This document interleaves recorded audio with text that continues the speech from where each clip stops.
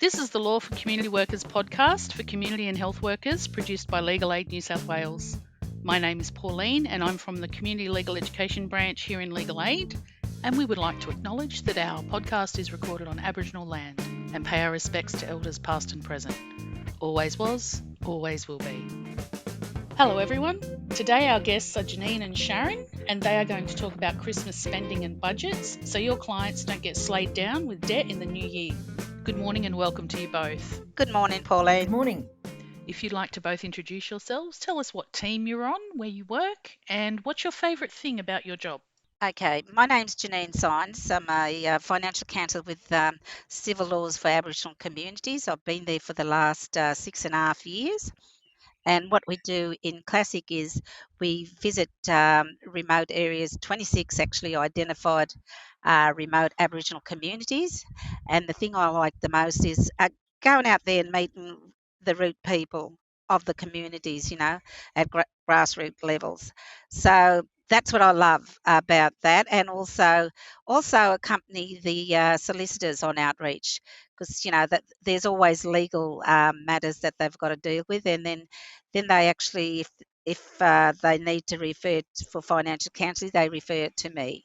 And you, Sharon? Hi, my name is Sharon Weston. I work in the consumer team at Legal Aid.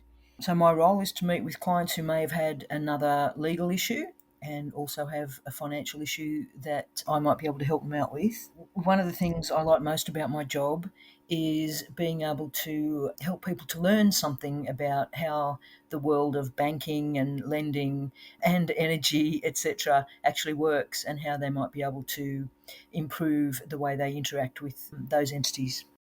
Excellent. Well, welcome to you both. So let's get into it. So the first question is, are there any eligibilities for people accessing your services? Sharon, would you like to go first? Okay, so normally, because my clients are referred to me from internal sources, so the lawyers in the consumer team and in the broader team, the clients have already met the thresholds of our intake, but sometimes I might assist people who might be outside of that threshold, but only briefly, so with one phone call. And what about you, Jeanine? Yes, they've got to be Aboriginal or Torres Strait Islander. And they've got to, be vulnerable, although Legal Aid has got their own criteria. But in CLSAC, we actually go out in remote areas in New South Wales and see Aboriginal clients and First Nation people, really. Yeah, they come as a priority. That's our priority target, actually. And Jeanine, what is the best way for a community worker to make a referral to you? Well, they could contact our Civil Laws for Aboriginal Communities. We've got an 1800 number, 1800 793 017. Or they could ring us on 02 9219 5057. And once they ring us, they've actually, the person on the other end of the phone will actually triage them to a solicitor who's identified in those areas. And what about to get in touch with you, Sharon? So the best way is via the consumer inbox. People can contact me directly if they want to ask whether a client would be suitable for referral to me, but the best idea is to send the referral via the consumer inbox. Excellent. And we'll have that in the show notes for people. My next question is for Jeanine. What is the biggest finance or debt issue that comes to you in CLSAC because of Christmas spending? Well, I guess there'd be a lot of electricity bills, like, people won't pay their electricity bill because they want to, spend a little bit on Christmas presents and things like that. And the other thing is the payday lenders. They might go out and, they haven't got enough money to buy Christmas things, and they might apply for a loan with a payday lender. And that's where I see most of the clients getting into trouble. So, Jeanine, what's the best way for workers to help their clients address that type of issue? By encouraging people to do a money plan. A money plans will tell you your income coming in and your expenses going out. So that's where they need to really look at their money plan to see what's going on with their money. Thanks, Jeanine. Sharon, can you talk a little bit about the plethora of payment options available these days, and if or how they affect people's credit files? There's new credit file reporting information that began on the 1st of July this year. And Some creditors under that new legislation will be listing much more detailed information about their customers. So if you miss a payment or even ask for help, every time you miss a payment or have a moratorium granted, it will show up on your credit file so that other potential creditors can view your credit history. Not all creditors have signed up for that one, but some of the bigger ones have. And that's the biggest change that's happened in credit reporting for a while, and that began this financial year. And when it comes to the plethora of payment options, there's been a whole new raft of credit suppliers called, that come under the Buy Now, Pay Later banner, and they include a whole raft of customers. And I'm sure Jeanine will have a bit of a giggle about this one with me. The names are also similar. My Pay Now, Buy Now, Pay Later, After Pay, Before Pay, and the name go on forever. Sorry, Jeanine. Yeah, yeah, there's so many of them, and they all have a very and they all have a very similar operating model where the idea is that you pay quite a lot of fees on top of your purchase. Some of them are upfront about that, and you're going to pay those fees no matter what or how long you take to repay, and there are penalties for missing payments. But the new raft of Buy Now, Pay Later in effect don't have any extra payments. You borrow $1,000, you pay it back in 4 lots of 250. But where they make their money is from the retailers, because they're encouraging you to buy more than you probably could afford otherwise. So retailers will give a part of the purchase price to the Buy Now, Pay Later. But there is a big amount of their profit that is made from people not being able to meet the repayments, because that's when the fees kick in. So I think this is a new generation of loans that are specifically targeting people, particularly being taken up by young people, though that demographic is changing. But the idea is I can't wait for that thing. I'm impatient and I want to have it now. And that's when it comes into the social pressures. Well, my friends have got one. I don't want to wait until I've saved up the money. I want to have one too. Thank you for that. What budgeting tools do you both recommend for people? Jeanine, if you'd like to go first. Well, when I'm seeing clients, I do my money plan, which has got some pictures on it when I'm out in communities, because I think it's a visual thing that most people is attracted to. And you think, okay, there's a car, so have I got any car payments? Okay, there's electricity, how much I pay electricity? So therefore, I have a visual money plan. And also, I've got a spreadsheet money plan where if I'm talking to them over the phone, I will actually do the spreadsheet. But there are other, like if you're financial savvy, there's the Money Smart website, and they've got some pretty good tools on there as well. What do money plans actually show you? The money plans will show you, your income coming in minus your expenses and that. And it depends on, what you want, like you could have some savings in there if they can afford it. And that's when we're doing the financial counselling, we incorporate that in the plan where if they've underspent, well, we suggest that, okay, have a little bit on into savings. And that way, you could save for Christmas, you could save for holidays. But if they're overspent, then we just review the budget until it gets back to the amount of money, the income. And what about you, Sharon? What tools do you recommend? Yeah, I agree with Jeanine there. There are some great budgeting tools online. The Money Smart one that she suggested is one that I particularly like to use. And what I like about that budget is that you can actually enter things, whether it's a yearly payment or a weekly payment, and it'll calculate it out for you. You just say, every year I spend, $600 on my green slip, and it'll break that down into fortnights or whatever your pay cycle might be. And one of the reasons that I really like using that website with people, or that tool with people, is because it's got so many possible expenses listed on it that it makes you think of things that you wouldn't normally come up with, perhaps. So when you're doing a money plan with people, they're likely to think of things like their weekly food spend or even petrol, but they don't usually think about things like the maintenance of a car, where there's items that you might spend every year typically with a car. So how much does it cost you to register your car every year?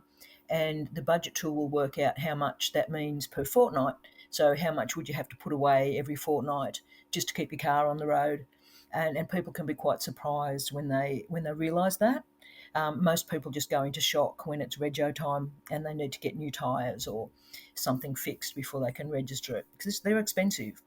So it's those sort of things that I think are great to talk through with the people, with our clients, and help them to understand how to incorporate one-off payments or big payments that we might make maybe every 2 or 3 years. How do you incorporate them into a money plan that includes a saving habit as well? Excellent. They are excellent suggestions, and the links will be in the show notes for everybody as well. And moving along, what are the absolute or what are some of the debt don'ts that people should just not do with their money? Sharon? Yes, of course. So there's quite a few, I think, and of course everyone's situation is different. But what we're seeing now, particularly with the buy now, pay later items, are that people are borrowing money for everyday expenses. So people have started using buy now, pay later for things like food. And this is a real red flag. I think if you're in that situation, you've really got to get some help early to recover from that situation. Because if you've purchased a necessity item like food on a buy now, pay later, then next week you're going to be having to buy food again and pay the buy now, pay later fee for last week's food. And you can see how quickly that would snowball. So that would be one of the biggest don't do this that I can think of. There are many, but that's a big one that's happening more and more recently. And what people tend to do then is to use another buy now, pay later provider to go and borrow for the next thing that they need to buy. Wow, so you can see how that would create a whole mountain of debt Yep, it's a snowball. Yep. for someone just trying to basically get by day. What about you, Janine? Yeah, these payday lenders, the interest rate might be about 48% interest rate, and you got fees on top of that. So if you pay, you're getting a loan of $100, you've got to pay back $148, and that's just $100. Just imagine, you're borrowing $1,000 or maybe 2,000 small loans. So that's what you got to be wary of, is the interest rate, because it's just skyrockets and it's not affordable for most of our clients. Can we just talk briefly about any sort of hidden fees or interest rates? I understand with some payday loans or even with the buy now, pay later, if you miss payments, it can actually jack up your interest rates or your repayments altogether. So you can actually end up Yep. further in debt. Can you just talk a No, little bit about that, that's please? exactly what happens. The way that they initially get their income from buy now, pay later loans, or any of those short term loans, is to charge the retailers a fee towards the buy now, pay later provider, which encourages people to buy things that they can't afford today. So that's the retailer's interest in why they pay a buy now, pay later provider for anything that they're selling to someone. The interest for the retailer in doing that has to be because it means that they're selling more stuff. So one of the pitfalls is that, and the whole business model for a buy now, pay later, is that they know they're going to make money off the client when the client misses a payment, because there's a penalty involved in missing a payment, and it's usually quite a heavy one, considering how small the loan might be. So that in the end, if you were to calculate the interest amount that would be contributable to missed payments and the fees that are associated with those, you wind up with a percentage of something in the vicinity of 300% of interest being charged when you calculate the missed payment fees. Gosh, that's incredible. That would be a huge hit to someone on a small income. It's phenomenal. Yeah. So then, is it even possible for people to remain debt free in this day and age? Sharon? And that is an interesting question, because it seems that everyone has a credit card now. And of course, that's not completely true, but it feels that way. And a lot of people who wouldn't necessarily, or in the past wouldn't have considered having a credit card, have got a buy now, pay later, because it just seems like such a free and easy tool, because people don't read the fine print and they don't realise the penalties they might be in for if they miss a payment. Borrowing money to buy things, with some items, it's almost you almost need to borrow money, and obviously with a house or a dwelling, you pretty much have to borrow money to buy one. Not many people can just go out and pay cash for one. So in that case, it's a necessity. You can't do without it. And some people would view having a car as being something that's really normal for people to borrow money for. And of course, most people would, including banks, would see a car as an asset. But you could say, and I would say, that a car is not an asset because it depreciates in value. So if you're missing payments, your debt can be increasing, while at the same time the car is decreasing in value. And that's without even having an accident maybe and writing it off. But the debt will never go away. So most people have at some point had some kind of debt in their name, and it would be really difficult, unfortunately, to live debt-free. What about you, Jeanine? Do you think it's possible to live debt-free these days? No, not today. Maybe 20 years ago, yes, but not today, because there's too many lenders out there, and they're, sort of putting it out there so people are anxious to get on board and, borrow money, which, like Sharon just said, if they default on any payments, then they're up for amount of money owing. So no, I don't think that's realistic. So we've come to the last question. And Jeanine, what's the one thing you would like people to know to get in control of their money? Well, by doing a money plan or a budget of some kind, and the beauty would be to keep in touch of spending. So if you're going to have coffee every day, that's going to cost what, nearly $5. So, you're looking at those sort of things, how you spending your money. So just keep on track with your spending, and know that what you're spending it for and where you could make some savings in that. You might say, okay, look, I don't want coffee every day. Maybe I could have it twice a week. Getting those little things in there so that you're not, you spend it every day, but you are aware of your spending, and you could actually change it at any time. Thanks, Jeanine. And what about you, Sharon? What's your one thing? Yeah. Okay. Well, I completely agree with Jeanine. There's those little things that you're spending money on every day or regularly that you haven't really thought about.